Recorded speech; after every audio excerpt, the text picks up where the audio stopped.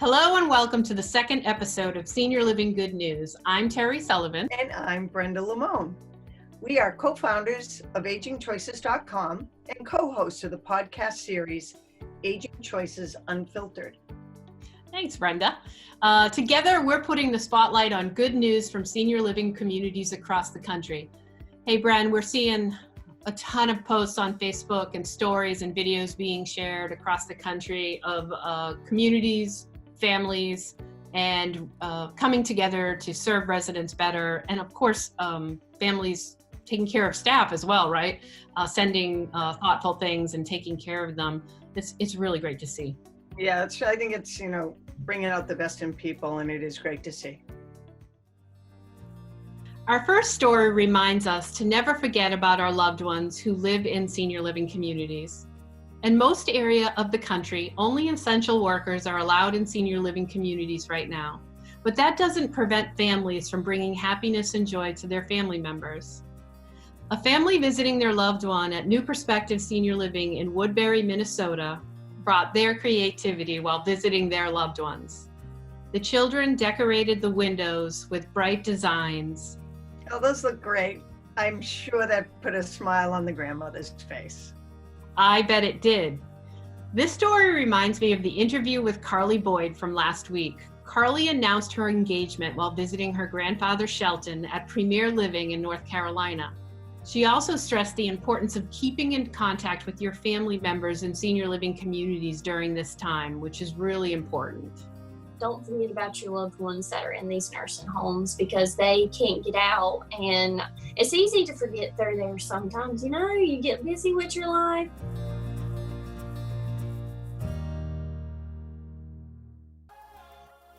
Our next story shifts the spotlight from residents in senior living communities to the staff that care for them. These are the healthcare heroes. Senior living properties in Texas and Oklahoma say thank you to its staff with a gifted bag of groceries. What a great way to show appreciation to your staff. I agree. I think that they're working hard. They're on the front lines, and it's great to see management supporting them in their efforts. What a great way to say thank you. Kind of like the sweet pies you delivered last week, huh? Which I never got it. Yeah. Oh yeah. I think it's great too. The actual people that are delivering these, they are the frontline workers as well. So thank you to all those healthcare workers and all those delivery people that are really making a difference.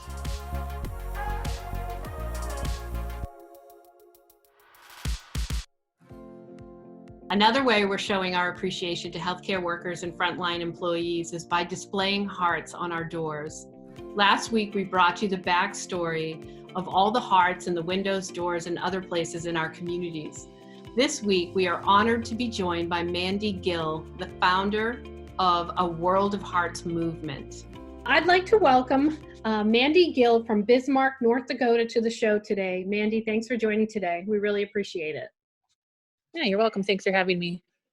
Our pleasure. Take us back to late March when you first thought of the idea. What was your motivation for the idea, and what made you think of it?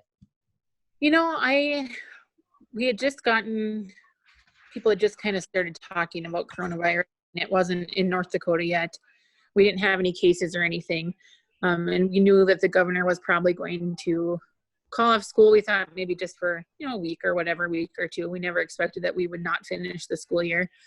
But I thought that it'd be something fun to do. I do home daycare. So I thought the kids could do it, or my sister lives in town. So I thought maybe her daughter, her 5-year-old could do it, or maybe some of my girls' friends could do it. And we could just kind of use it as a way to connect, thinking that we would only be, out of school and away from people for a short time.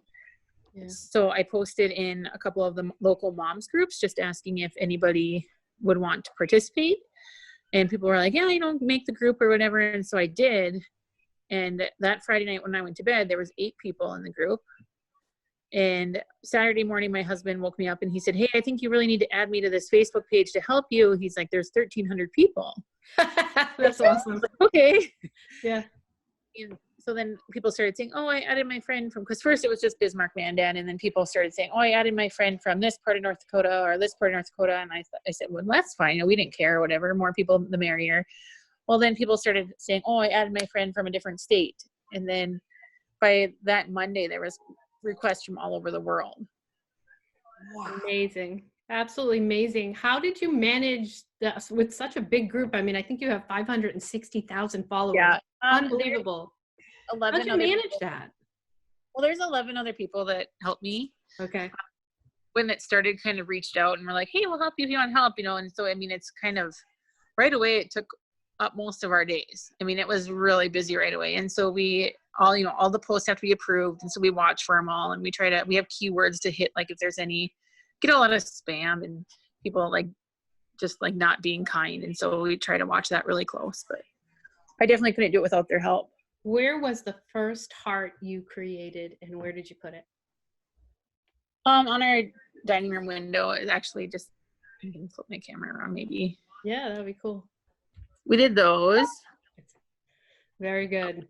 And they're pretty faded because they've been up there since the middle of March, but Yeah. and then I did some with my Cricut I did an airplane with hearts on my Cricut on my living room window because my husband's a pilot. So. Oh, that's great. That's awesome. The kids, how have the kids been reacting to this? They keep telling me that I'm famous on the internet. I was going to say that. Did they realize how famous you've become? Yeah. You know, and I just keep telling them, like, it wasn't, my intention wasn't to become known on the internet. You know, I never wanted that, but they think it's cool. I mean, they haven't been out and about very much. I've been trying to keep them just kind of to our house in our neighborhood. But when we do go out, it's fun for them to notice like all the hearts on the buildings and the windows and realize how big it really is. And the message it sends, you know? Yeah.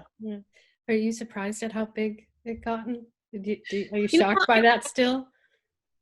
I am, but I keep thinking like, it's just so much bigger than me. Like it wasn't, one of my friends said, you know, it was a God nudge, like people needed this. And, you know, it's burying all the nasty political posts on Facebook for people. And it's giving people something to look for and to read, you know, when Facebook can be full of so much negativity. So I just think I'm just the creator, you know, like the one that started it.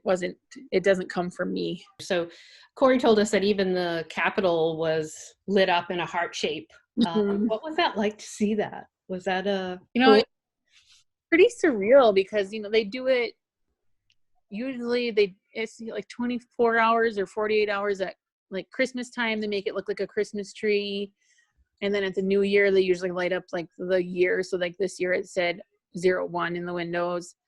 And I know when one of our college football teams won a championship, they changed the lights to like the color, you know, and I mean, it's a lot of work for them because they have to plan out like the window patterns and stuff. And we had actually gone for a walk that day because I had been closed for 2 weeks and I left my phone at home because I was just so exhausted from running the page and just watching the media. And I mean, that was just at the very beginning, you know, we didn't know like how long this was going to go. And I came back to all these messages like, did you hear the governor? Did you hear what he said? And I was like, well, no, this is the first day in like a week I hadn't watched it.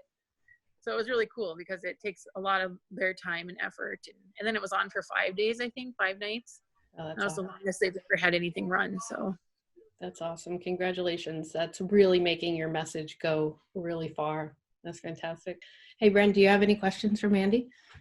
No, I just think what I love is just the simplicity. I mean, the simplicity of it, and everybody can do it. It's not something that's complicated, but the message is so strong. I mean, I was at a place in Maine, and I just cut a heart out and put it on the window. I mean, it doesn't take a lot, but it means a lot. Which I think you can use any. That's kind of how when we started it too. People were like, "What are you using? What do we use?" And it's like, use whatever you want. Like, cut apart a gift bag, cut apart a magazine, cut apart a newspaper. I mean, whatever you have in your house. Like, it doesn't. I did find some Rafi, and I did put a bow in it to embellish it a bit. But it can take a lot, which I love. I love that. I like the easiness of it. But it really is fantastic. You know, thank you for what you do. Keep up the great work. So appreciate you taking time out of your day to share some good news with our senior living group. And please keep up the good work. And thank you.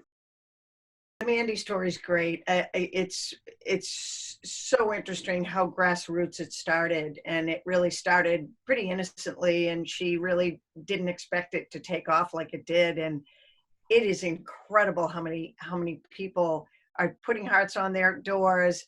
The number of followers she has on Facebook was amazing. So it's a great story. It sure is. And I'm on the Facebook page. I can't even tell you the number of posts that are on there every day and how many people are involved in this. So it surely is spreading joy across the United States. So thanks, Mandy, and thanks for taking something so simple and meaningful and creating something so widespread and helping people across the country. Thank you. I hope these stories put a smile on your face. Now it's your turn. We want to hear from you. How are you making a positive impact in your senior community? Share your photos and videos with us to be included in the next episode of Senior Living Good News. Just tag us on social media. Aging Choices on Facebook and Instagram, and My Aging Choices on Twitter. Thank you for watching.